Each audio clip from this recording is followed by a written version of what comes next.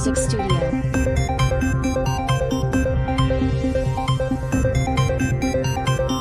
उसमें जो आप बता रहे हैं 20 भारतीय नौजवानों को बंधक बनाया हुआ, क्या ये भी कॉन्ट्रैक्ट आर्मी में ही है वहाँ पर जहाँ पर बंधक बनाया हुआ है? इस पे थोड़ा सा विस्तार से बताएं। देखिए, इसको हम लोग इसके दो पहलू हैं। पहला तो कोई अपना घर बार छोड़ करके कहीं और काम करने के लिए क्यों जाता है जब आपको अपने घर बार में रोजगार नहीं मिलता है। जैसे मैं बिहार से हूँ सर, हम लोगों को पढ़ने के लिए, इलाज कराने के लिए, हनीमून मनाने के लिए, काम करने के लिए, हर चीज़ के लिए बाहर जाना पड़ता है। क्यों? क्योंकि हमारे राज्य में अवसर नहीं है। ये सच बात है, वरना अपना घर बार छोड़ करके क्यों आएगा कोई। पंजाब का कोई व्यक्ति तो बिहार में जाकर के धान काट नहीं रहा है, बिहार का ही लोग जाकर के काट रहा है। तो पहला मसला ये है कि अपने देश में इस देश के नौजवानों के लिए रोजगार नहीं है, ये सबसे प्रमुख बात है। दूसरा, फिर मरता क्या ना करता, जो काम मिल जाए सर। यही हमारी यूनिवर्सिटी के पीछे जो है बहुत सारी एम्बेसी है, लोग जो है रात को 2 बजे से लाइन लगाते हैं वीजा लगवाने के लिए। 2 बजे से 8.5 लाख लोगों ने जो है इंडियन पासपोर्ट छोड़ दिया है। कहते हैं कि जो है विश्व में डंका बज रहा है। 8.5 लाख लोगों ने जो है इंडियन पासपोर्ट छोड़ दिया है। फिर जहां जो काम मिल जाए, और ठेके पे बाहर में आर्मी में भर्ती की जाती है। हमारे देश में नहीं की जाती थी, अब की जाएगी, अभी इसकी शुरुआत हो गई है, तो की ही जाती है। इजराइल का मामला अलग है। इजराइल में आर्मी में नहीं, दूसरे काम के लिए, डिफेंस से रिलेटेड नहीं बल्कि और दूसरे सिविलियन काम के लिए जो है भारतीय नौजवानों को अलग अलग कंपनियां जो है देश के अलग अलग शहरों में सक्रिय है। किसी ना किसी कोने में जो है तुरंत आइए, मिनटों में वीजा पाइए के विज्ञापन के साथ जो है दुकान खुले हुए हैं। और भारतीय नौजवान जो है उसमें किसी तरीके से चाहते हैं कि हमको देश में कोई अवसर मिल नहीं रहा है तो विदेश में कोई अवसर मिल जाए, वो उसके तहत जो है बाहर चले जाते हैं। और वहाँ जाकर के जब उनके साथ कुछ बुरा होता है, वो फंस जाते हैं, तो उसकी कोई जिम्मेवारी नहीं है, उसकी कोई अकाउंटेबिलिटी नहीं है।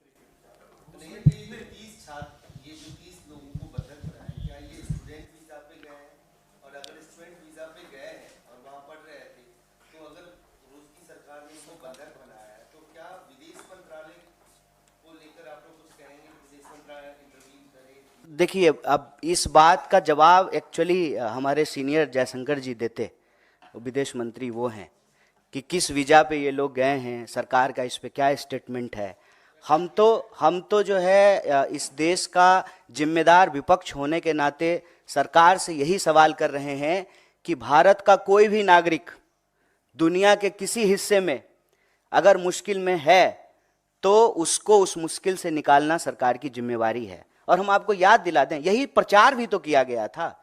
मुझे याद है, आप लोगों को भी याद होगा, उत्तराखंड में त्रासदी हुई थी और जो है मोदी जी के लिए बड़ा बड़ा प्रचार हुआ था, हर अखबार के पृष्ठ पे छपा था कि खुद से हेलीकॉप्टर चला करके गए हैं। नहीं, खुद से नहीं गए थे, मतलब हेलीकॉप्टर लेके गए हैं और गुजरातियों को निकाल करके ला रहे हैं। दुनिया के किसी कोने में कोई गुजराती को कुछ हो जाए तो मोदी जी पर्सनली जो है उसकी मदद करते हैं। तो हम बस उनको याद दिला रहे हैं कि जो है आपका ये गुण कहाँ है, हम देखना चाहते हैं। हम चाहते हैं कि देश के बाहर जो भारतीय नौजवानों के साथ देश के अंदर जो परिस्थिति है जिसके चलते उनको विदेश जाना पड़ रहा है, तो उनके साथ अगर कुछ बुरा हो रहा है तो सरकार इसकी जिम्मेवारी ले। ये तो सरकार बताए कि कैसे गए हैं, किस माध्यम से गए हैं, स्टूडेंट वीजा पे गए हैं कि वर्क वीजा पे गए हैं कि टूरिस्ट वीजा पे गए हैं, वीजा का कैटेगरी का है, H1N1 कौन सा वीजा लेकर के गए हैं, ये तो सरकार बताएगी।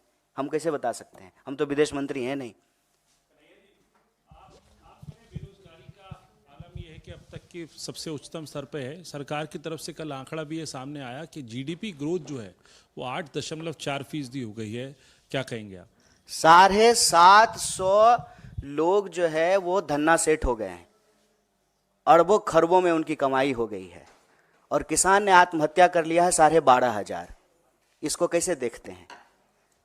जीडीपी ग्रोथ हो रहा है, अच्छी बात है, विकास दर बढ़ रहा है, बहुत अच्छी बात है, लेकिन अगर बेरोजगारी दर बढ़ रहा है तो चिंता की बात है, महंगाई बढ़ रही है तो चिंता की बात है, नौजवानों की आत्महत्या दर बढ़ रही है तो चिंता की बात है, महिलाओं के ऊपर होने वाले अपराध अगर बढ़ रहे हैं तो चिंता की बात है, मजदूरों को अगर मजदूरी नहीं मिल रही है, अपना ही पैसा, आपका अपना पैसा, आपकी कमाई का एक हिस्सा काट करके सरकार के खाते में आपने जमा किया है, और जब बेटी का शादी है, मकान बनाना है, बच्चा को पढ़ाना है, कहीं एडमिशन लेना है, तो पीएफ का पैसा निकालने के लिए जा रहे हैं तो पैसा नहीं निकल रहा है। तो हम कह रहे हैं कि जो अच्छी चीज है वो अच्छी चीज है, जीडीपी बढ़ गया, बहुत बढ़िया बात है। मतलब हम बार बार यही सवाल पूछते हैं ना कि 5 ट्रिलियन की इकोनॉमी हो गई, शानदार, सुंदर, लेकिन 5 ट्रिलियन की इकोनॉमी हो गई तो ये 80 करोड़ लोग कौन है जो 5 किलो अनाज लेने के लिए खड़े हैं? तो धन कहां जा रहा है, किसके पास जा रहा है? आंकड़ा उठा करके देखिए, जीडीपी तो बढ़ रहा है, लेकिन हमारा जनरेशन जो है इतिहास में सबसे गरीब जनरेशन है। कोई एसेट्स नहीं खरीद पा रहा है, अगर कोई एसेट खरीद रहा है तो ईएमआई पे खरीद रहा है। तो ये जीडीपी ग्रोथ किसका है, वो देखने की बात है ना। और इसमें कोई अंतर विरोधी बात तो है नहीं, ये तो और अच्छी बात है। तब तो सरकार अब ये बहाना नहीं लगाएगी कि हमारे पास पैसा नहीं है।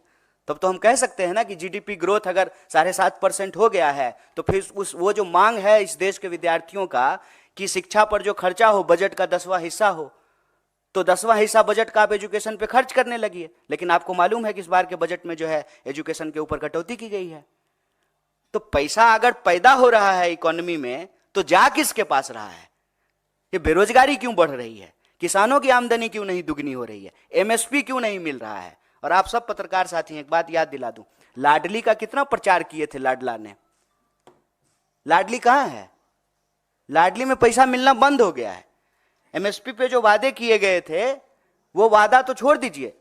गुजरात के मुख्यमंत्री थे मोदी जी, तो प्रधानमंत्री मनमोहन सिंह जी को चिट्ठी लिख करके कहा था कि एमएसपी दुगनी कर दीजिए।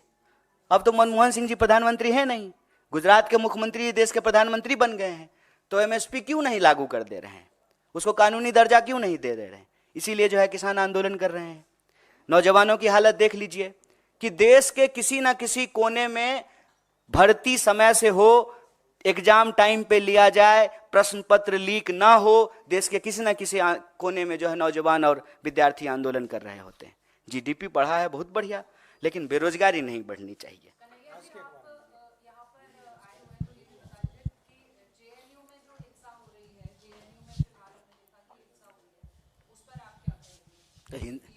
हिंसा कहीं भी हो, बीएचयू में हो कि जेएनयू में हो कि एएमयू में हो, हिंसा अच्छी बात नहीं है। किसी को भी हिंसा नहीं करनी चाहिए। देश में कानून व्यवस्था है, जैसा कि पिताजी जो है मुख्यमंत्री गृह मंत्री हैं, तो लॉ एंड ऑर्डर है। ये तो कहीं भी हिंसा क्यों हो, हिंसा होने की जरूरत क्या है? प्रधानमंत्री ने अपने चुनावी जो जनसभाएं वो ऑलरेडी शुरू कर दी और सीईसी में बैठक चली बड़ी लंबी और बहुत ही जल्द। इसमें कौन सी नई बात है मैडम कि उन्होंने चुनावी सभा शुरू कर दी? वो चुनावी मोड पे ही रहते हैं।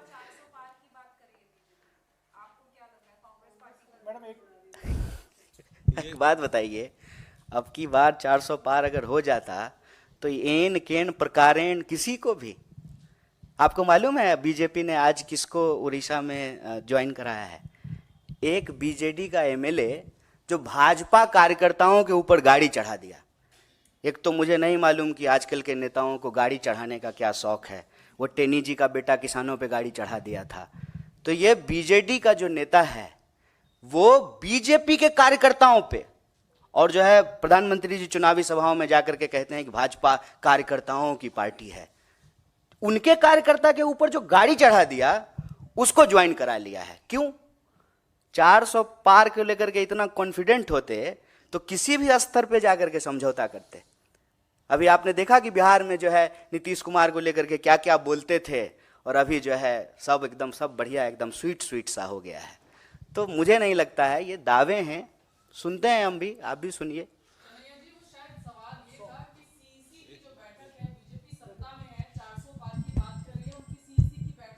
पहली लिस्ट की तैयारी है, आप लोग विपक्ष में हैं, आपकी सीईसी कब होगी इसको लेके कोई क्लैरिटी नहीं है। अलायंस टीएमसी के साथ वेस्ट बंगाल में होगा नहीं होगा, इस पर ये भी संशय बना हुआ है आपको हमारी, बड़ा अच्छा लगा सुन करके। कांग्रेस कवर करते हैं, कितनी चिंता करते हैं आप हमारी, बहुत बहुत अच्छा लगा। आप लोग कितना चिंतित हैं हम लोगों के लिए, बहुत अच्छा लगा, बहुत धन्यवाद।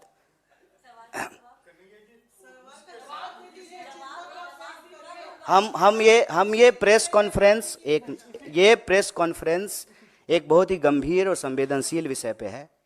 चुनाव सीट नंबर के लिए प्रेस कॉन्फ्रेंस नहीं रखा गया है। नंबर मैंने आपको बताया, 20 भारतीय लोग रूस में फंसे हुए हैं, बंधक बनाए हुए हैं। वे 400 छोड़ करके 20 नंबर याद रखिए।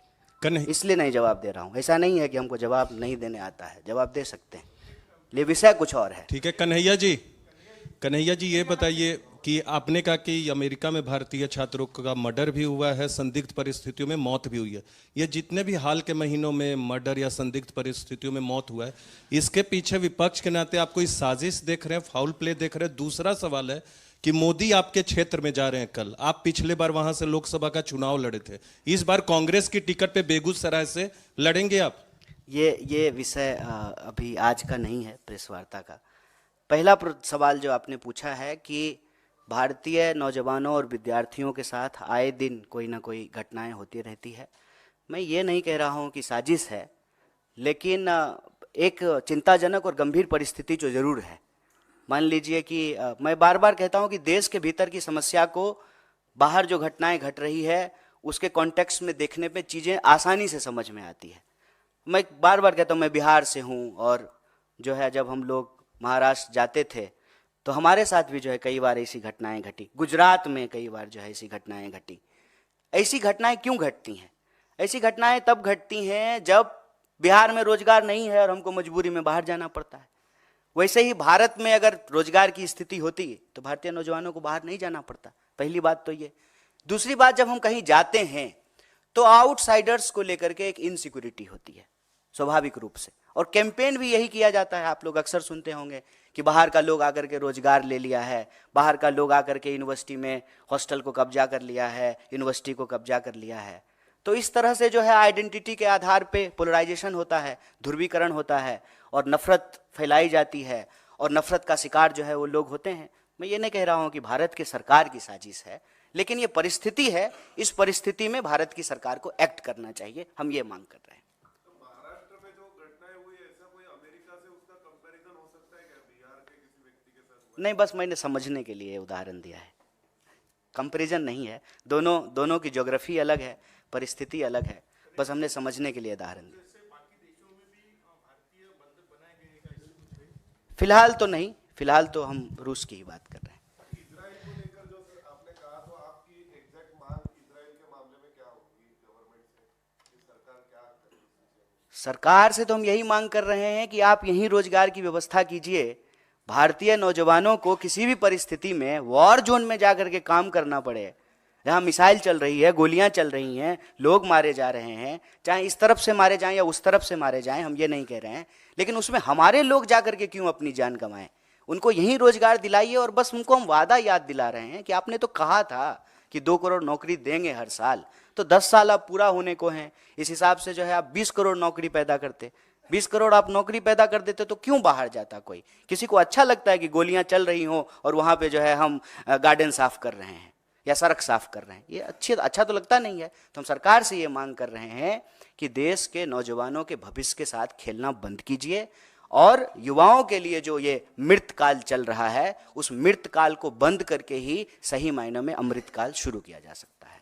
ठीक, धन्यवाद। अब मुझे फिर कभी इसी इशू पे अगर कुछ है तो नहीं तो इसी इशू पे है सर, क्योंकि वहाँ हमारी साथी ने जो आपसे सवाल पूछा था वो इसलिए पूछा था कि आप कह रहे हैं अमृतकाल चल रहा है। अमृतकाल से छात्रों के लिए अमृतकाल तभी लाएंगे जब सत्ता परिवर्तन करेंगे। आप विपक्ष हैं तो आप क्या तैयारी कर रहे हैं इस सत्ता परिवर्तन के लिए? इसलिए उन्होंने पूछा उसके लिए था। दूसरे स्पोक्स पर्सन आकर के प्रेस कॉन्फ्रेंस करेंगे। धन्यवाद। न्याय का हक मिलने तक।